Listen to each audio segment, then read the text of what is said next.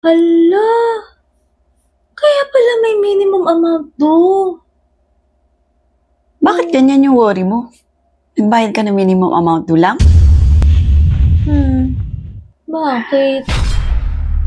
So kung mahilig ka mag-travel, katatandaan mo, meron tayong one-time na travel abroad. Tapos kailangan natin, not really kailangan, pero meron tayong nakita pag-check natin ng ticket. Ang mura lang nung ticket. Yeah, oo. Hindi naman mura, pero I mean for that number of months bago nung target flight. For example, yung target flight is May. So nag-check na kami ng flight ng February. Pagtingin namin nung price ng February, bakit kasi pinili yung month? So yung Feb, nasa 250 lang yung amount nung flight. And then, bilok na namin agad. So, mga 6-8 kami noon, time na yun. So, pagka-book namin noon, syempre, laki ng iminura, di ba? Alam namin kasi kung magkano yung itataas na dahil nakapag-check kami a year before na kapag ganitong month or weeks lang yung pagitan from the target flight namin or target date, mga $100+ na yung difference. Oo. So, ang nangyari, syempre, nabook na namin nung Feb na lang. Pag-check namin nung siguro 2 weeks before our target flight or target date ng May. So, mga bandang 3rd week of April. Alam mo ba magkano na yung ticket? Oh, yeah. Nasa $300+ na. So, an increase of $100+. Napakaganda kapag meron ding credit card. Kasi yun yung isa sa magandang benefit ng credit card. Kasi you can book the ticket, tapos sa bahay nyo lang, hindi mo kailangan pumila sa labas. Naku. Kasi, kaya nga minsan, dati napapaisip ako kasi, bakit may mga booking, yung physical store, no? Oo. Alam mo, naalala ko noon, totoo yan, yung pagka wala kang credit card, ang hassle. Ang hassle nung part na kailangan mong pumunta sa ticketing store para magtingin at mag-book ng ticket. So, way back kasi 2015, that was the first time na nag-travel ako. Alam mo naman kung saan pupunta. Pero domestic travel, papuntang Cebu. Nakasale kasi yung ticket eh. So, ang ginawa ko, unfortunately, I don't have credit card ng time na yun. So, kailangan kong magpunta sa store talaga. So, first, pumunta ako sa mall. Tapos, nagulat ako, ang mahal ng ticket. Which is, iba kasi dun sa nakikita online. So, ang ginawa ko, nag-travel pa ako papunta doon sa main nila na store. So, doon ko nakuha yung presyo na kailangan ko, na nakita ko online. Kaya lang, syempre, at the end of the day, alam mo yung feeling na iba yung nagbubook sa bahay. Iba din yung nagbubook talaga doon sa mismong physical store. Kasi talagang kailangan mong puntahan, kailangan mong magbiyahe. At saka kapag nasa bahay ka, syempre, anytime pwede mong i-check. Oo, ayun pa. I mean, kapag may credit card ka, pwede sa bahay lang. Pwede ka cellphone, pwede laptop. Yung hassle kasi ng biyahe. Yes, pila pa. Pipila ka pa. Tapos lalo na nung time na yan, 9 years ago. So, medyo, di ba? Ngayon kasi hindi mo na kailangan ng physical ticket. Lahat kasi online na, even check-in no? Yeah. And that is one of the benefits of having a credit card. You can book your ticket anytime, anywhere you want. At sabi nga ni Chan kanina, kung wala kaming credit card or kung wala siyang credit card nung binook namin yung travel namin sa ibang bansa nung February,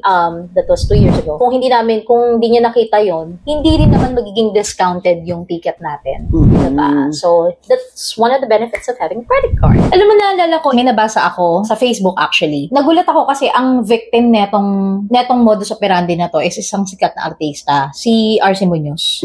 Pero parang ang nangyari, nagising siya, yung bag niya nasa aisle na. Tapos hindi niya napansin kung ano yung nawala sa bag niya. And sabi niya, buti na lang hindi siya nagdadala ng wallet. Ang dinadala niya lang is yung lalagyanan niya ng credit card.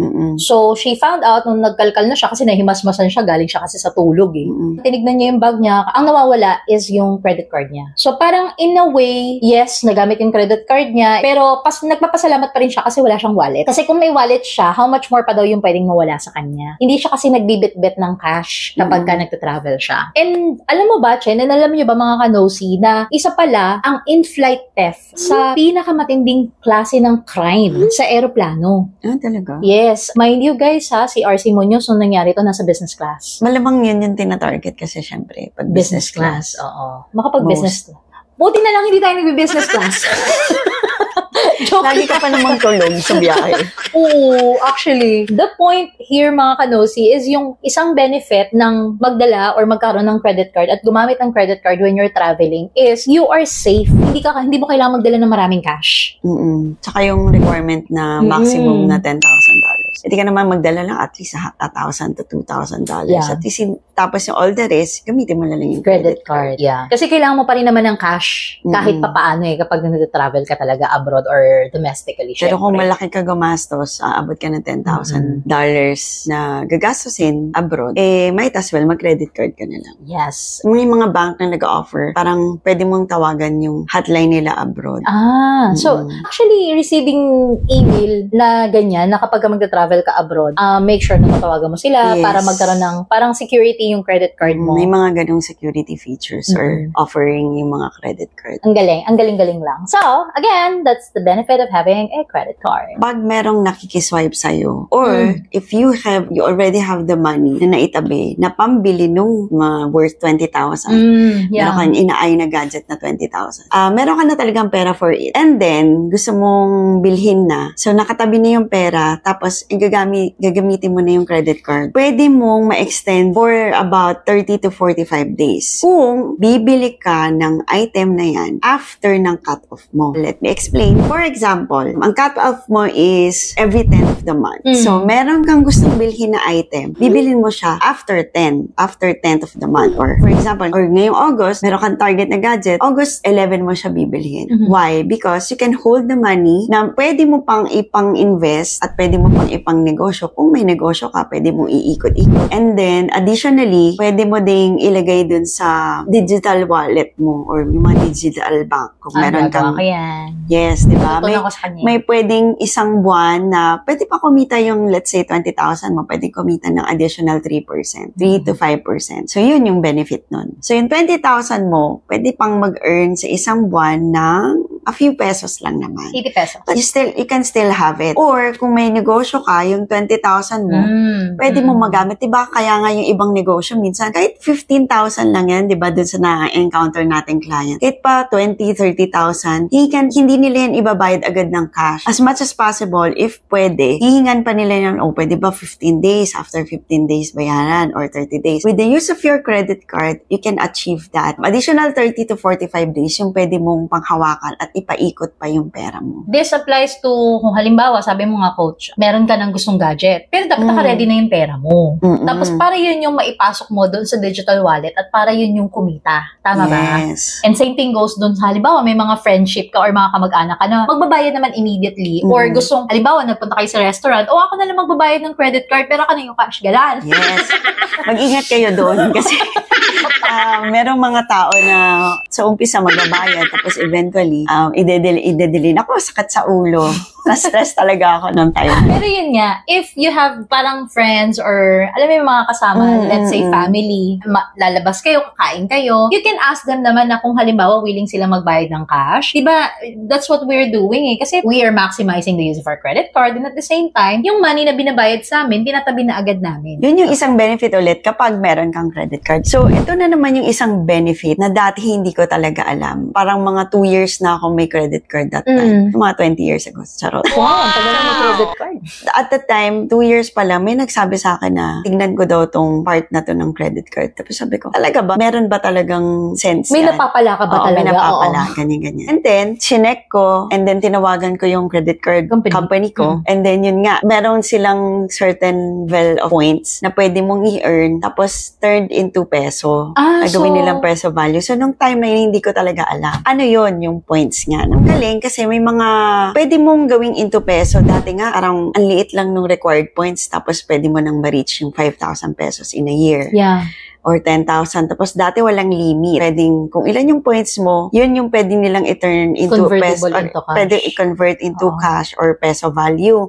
Dati, meron silang, sabihin natin, 1,000 point, 1 peso. Parang ganun. Pero dati, per year, wala silang limit kung ilan yung i-claim mo. Ngayon, meron na silang limit. Nasa 5,000 na lang. Dumadami na rin per kasi year. siguro ang gumagamit ng credit card. Yes. Pero, one of the things na dapat mo talagang i-look forward din, kasi may mga kanya-kanyang promo yan. Pero ang pinakamagandang experience sa akin, when it comes to promo, is BDO. Coach, that is also one of the reasons why gusto ko magkaroon ng credit card. If you can still remember na kwento ko kanina. Kasi nga, I dream talaga na magkaroon ng isang credit card na miles yung rewards. Kasi i-convert nila yun into... Yes. Kasi kapag kagaya yan, yung points na meron ako, ongoing points na meron ako sa credit cards ko, pwede ko na siyang gamitin, magkaroon ng plane ticket rather. Kasi ang mabayaran mo na lang doon, konting tax and whatnot eh. Miscellaneous. And sabi nga ni Coach kanina, kahit ako, kung hindi naman din niya sinabi sa akin, hindi ko rin naman malalaman na may mga ganun palang klase ng point system or reward system, mga iba't ibang credit card aside sa miles lang. So, kung hindi ka talaga mahilig mag-travel, pwede mo namang i-convert into cash, diba? Dati, iniisip ko, saan kaya nila kinukuha yung pambayad dun sa points na yun? So, dito na yung papasok yung benefit. Once you have achieved or gained your credit card na, kung meron naman kayong way at alam nyo na mababayaran nyo agad, gamitin yung credit card nyo. Dahil, kasi, the more na ginagamit nyo yung credit card nyo, the more na mas nakakatipid kayo. Paano namin to nasabi? have you ever encountered na kapag kumain kayo sa isang restaurant and you wanna pay credit card, sasabihin nila sa'yo, yes ma'am, pwede po kami mag-avail ng credit card, pero meron pong additional charge na 3.5%. Yeah. So, mapapaisip ka, bakit may charge? Which is, kapag gumamit ka ng credit card, si Company H na charge ni credit card ng merchant fee. Ng merchant fee, which is around 3% to 5%. Yeah. Depende sa kanila or depende sa agreement nila, which hindi naman natin alam. Kaya, I have come to conclusion na, ibig sabihin, most of the restaurant or establishments na pwede ka bumili ng credit card, nakakarga na din dun yung merchant fee nila. Kaya hindi sila nag-charge kasi ang dami naming na-encounter na every time na nagamit kami ng credit card, mag-charge talaga sila ng at least 3%, 3.5%. Yeah. Meron pang iba, 5%. Nung una actually, nung naranasan natin yan, Coach, if you can still remember, parang sabi ko, bakit may charge? Di ba normally naman when we're using our credit card, wala namang charge. And then she explained to me, most likely kasi yung presyo ng pagkain nila rito sa restaurant, hindi nakakarga si merchant fee. So, ang sinasabi ni Coach kanina is, sigurado na yung mga binibili nating product, kinakain nating pagkain sa restaurant, dahil hindi nila tayo sinisingil ng additional merchant fee when we're using our credit card, nakalagay na or nakapatong na sa SRP nila yung merchant fee. Yes. So, that's one of the benefits of having a credit card na marami sa ating hindi alam kahit kami hindi namin to alam. So, simula nung nalaman namin yun, as much as possible, we use our credit card. May mga promos din si credit card na buy now, pay later, or 0% interest, which is minsan 3 months, 6 months, or 12 months. Pero depende yan sa credit card company nyo. Not all credit cards nag-offer ng ganyan. So in my case, meron akong buy now, pay later na in-avail, which is 3 months. So, kumbaga, yung pera na nakalaan na doon, after 3 months ko pa siya sisimulang magastos. So, not just buy now, pay later yon. May additional pa na feature na installment na 0% interest. Imagine, yung 20,000 mo, magagalaw mo yun after 3 months, and then after 3 months, ang magagalaw mo lang sa 20,000, kung naka 6 months ka, is 3,000 something lang per month. So, meaning to say, ang mababawas sa 20,000 mo for the next 6 months is 3,000 per month. Imagine kung gaano mo na-extend yung pera na hawak mo na pwede mong gamitin for business, for something else. Pero ang practice ko kasi is, or natin, is nakalaan na talaga siya for that. Wala ka ng ibang pagkakagastosan. So since ganun, ang ginagawa ko is nilalagay ko na lang siya sa investment. And that is our practice, diba? I hope nakatulong sa inyo tong video na to, na madagdagan yung kaalaman nyo at kung paano nyo pa madidiskartehan na magamit yung credit card nyo.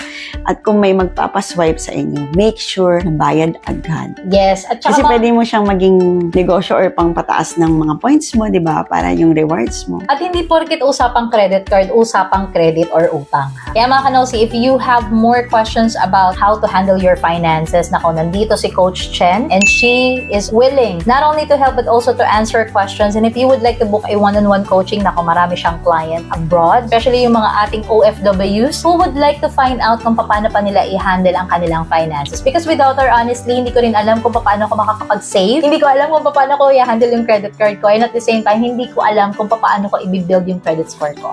So, I really thank her because of that. And mga kanosi, maraming salamat. Have a blessed day. Thank you for watching.